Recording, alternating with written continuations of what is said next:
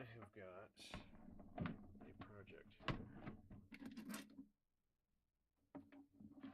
This is an Adler Contessa Deluxe.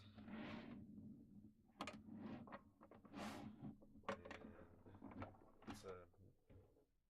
it's medium-sized portable, I think. I would call this medium-sized. I mean, it's the case and stuff is more like a really small, like a, some people call them ultra portables or whatever, but it's a basket shift or segment shift instead of a carriage shift. So it doesn't lift the carriage when you hit shift. Instead, when you push, dip this up a little bit, when you push shift, and you can hear the parts moving around. That's great. See, when you push that, this work a lot better if I bring this here.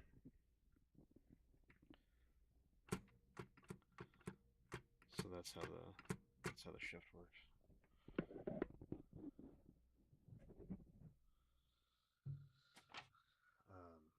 It's in pretty rough shape. So there's the big crack right here. See if we can get another light going here. There we go. Maybe that's better. Big crack in the ribbon cover here. The ink's actually pretty good on here. Somebody had a recent ribbon on it, but it looks like, it looks almost like somebody just like threw it in a box and tossed it down some steps or something. I mean, it's rough. So if you take you can see when I'm trying to take the ribbon cover off, it actually pulls up on this top case. So each of these halves comes out. I mean, it's sad that it's in the shape that it's in. Nice little Contessa logo. It's sad that it's in the shape that it's in because this is a beautiful, beautiful typewriter to type on. The mechanism is just excellent. I have two Adlers in my collection. The other one is like in very good condition, but it's an AZERTY keyboard, so it's French. But I mean, it's just when you use it, I mean, everything just feels like buttery smooth. I wish that I didn't have the issues that I had with it. So if you look here and here, that's cracked. So that's actually come off a bit. And this side, chassis and everything is up a bit.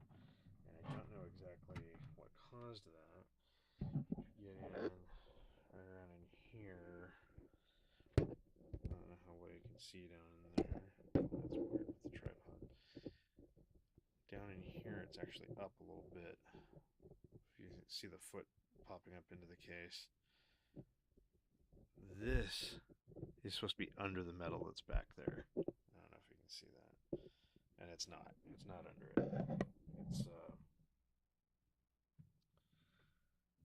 It's causing this half of the chassis to be raised up a little bit. So at first I thought the spacebar was crooked, but the spacebar's not crooked. It's just that the inside, the chassis is like up a bit.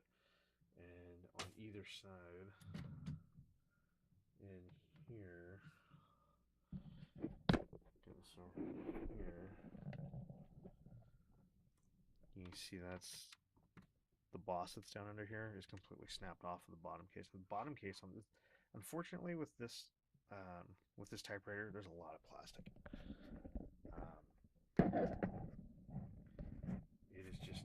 It is mostly plastic construction.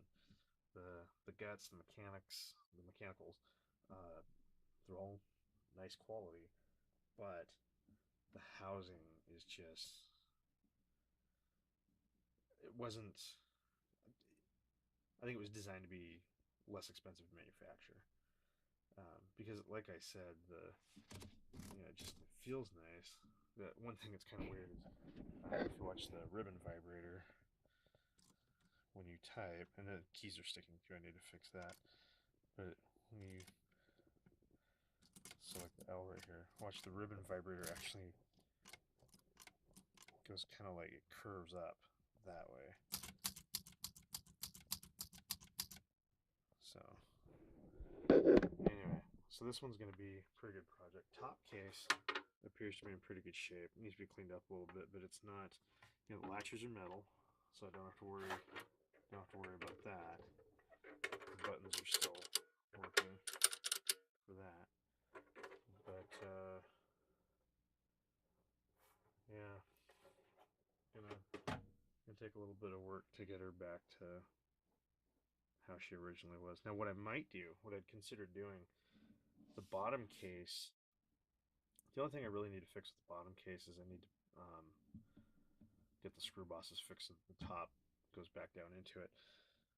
But one thing I considered doing is, if I can't really salvage this top case, I may go ahead and just try to fabricate a new top case for it and just make a custom housing for it.